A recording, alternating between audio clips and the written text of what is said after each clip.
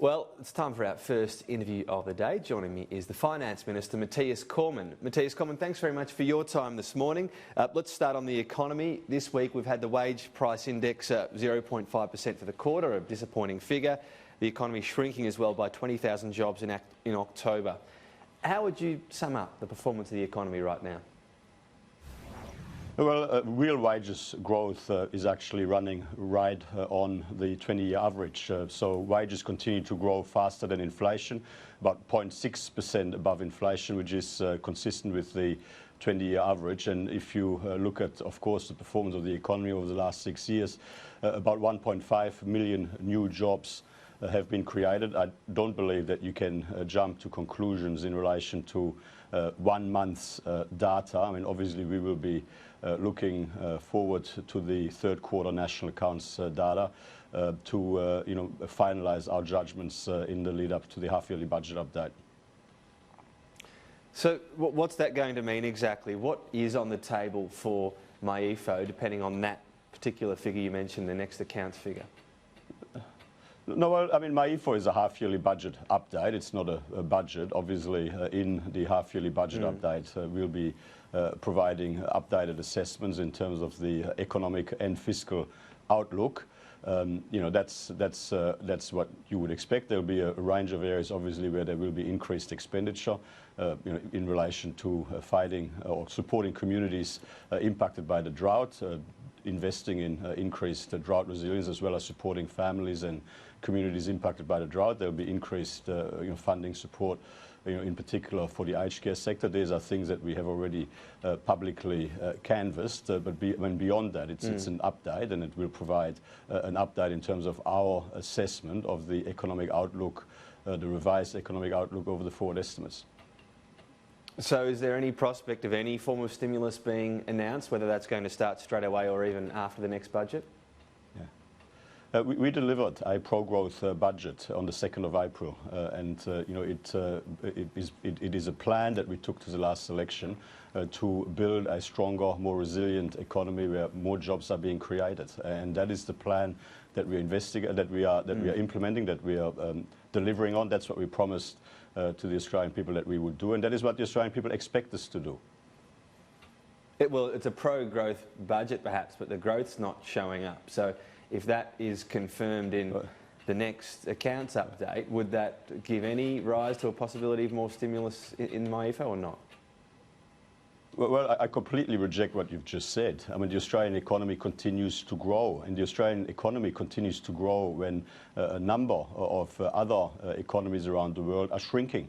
I mean, in the June quarter, Germany, the UK, South Korea, Singapore, all had negative quarters of growth, and the Australian economy continued to grow despite all the global economic headwinds, despite the impact of global trade tensions on the global economic growth outlook. We've had several downgrades in the global economic growth outlook, having a direct impact on our domestic growth outlook here in Australia, because we are an open trading economy, yet our economy continues to grow where other economies are shrinking. So, I mean, we've got to continue to make sense. Sorry? Are you happy with the current growth rate of the economy, though?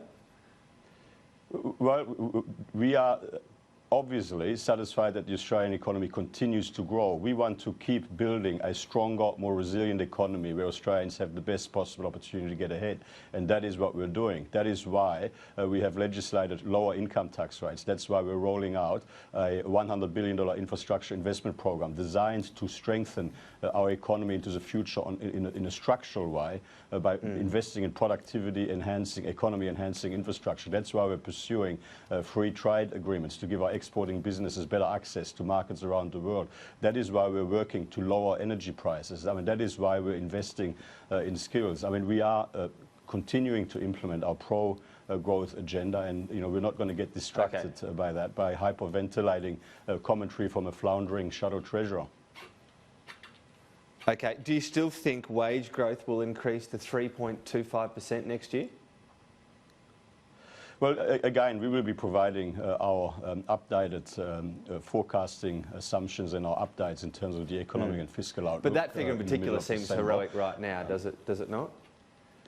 Well, I'm not going to provide a running commentary. We provide the updates to our economic and fiscal outlook in an orderly fashion at budget time and at the time of the half-yearly budget update. I mean, obviously, it's no secret we are facing global and domestic economic headwinds. I mean, in the domestic economy, we're dealing with a significant drought. Earlier in the year, we had significant floods. Both of these things have had an impact on our domestic economy. So, but in all things considered, Australia is performing extremely well, and if you look at the repeated statements of the Governor of the Reserve Bank, who's pointed out that on the back of lower interest rates, lower tax rates, continued high investment in infrastructure, pick up in the resources sector, a competitively priced exchange rate, that he expects economic growth in Australia to gradually strengthen, and that is certainly our expectation as well.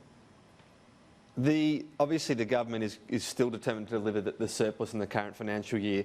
I want to ask about the longer-term picture, because the government's other plan was to pay off all net debt over a decade. Do you have a similar determination for that, or are you a bit more malleable? Well, I mean, what the budget forecasts and projections on the 2nd of April showed is that based on the policy decisions of the government and all of the economic parameters, the result was that at the end of the medium term, government net debt would be fully paid off. That was a projection based on the impact of decisions and indeed economic parameters. So, obviously we'll be providing an update to our forecasts and projections in the half-yearly budget update, and it will show you, what the impact of policy decisions and economic parameter variations since the budget has been on those projections.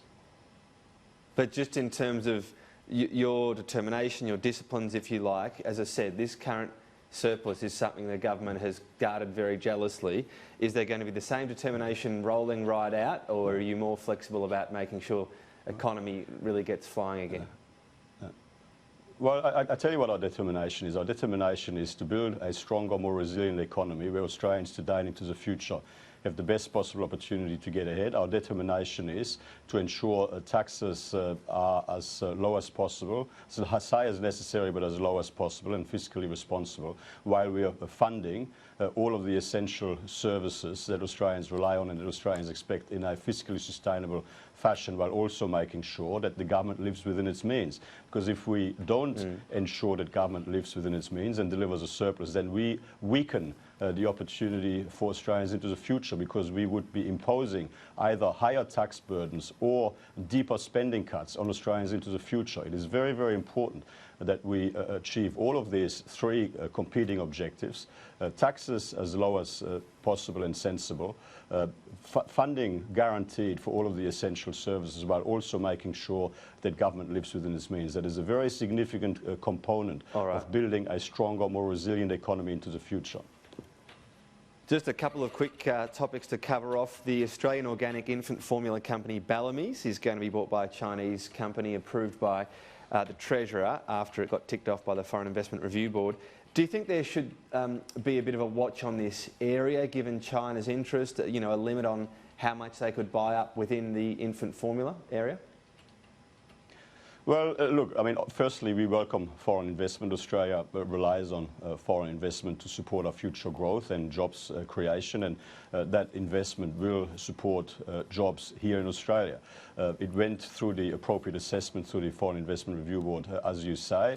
That concluded that the foreign investment proposal is not contrary to the national interest. The Treasurer has approved it with some conditions, which include, of course, conditions in terms of residency and citizenship requirements for board members, in terms of making sure that the headquarters has got to be in Australia for at least the next 10 years, and various other conditions which are enforceable. So, on that basis, it's obviously it's an important supply, though, I guess, is what I'm getting to for this particular area.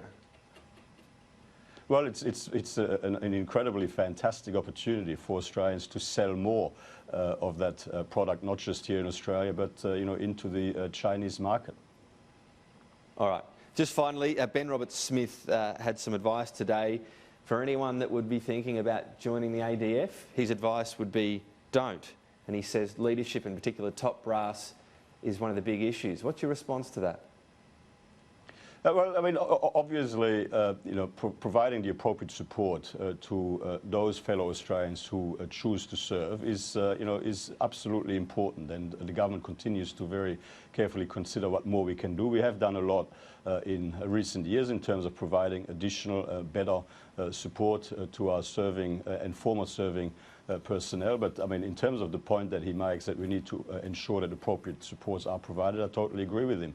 Obviously, we would like to continue to see Australians put their hand up and commit themselves to serving our nation. And as a government and as a nation, we have a responsibility to ensure that the appropriate supports are provided on the way through and after their service has concluded.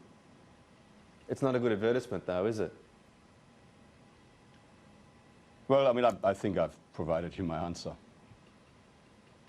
Okay, Finance Minister Mathias Cormann, thanks for your time. Always good to talk to you.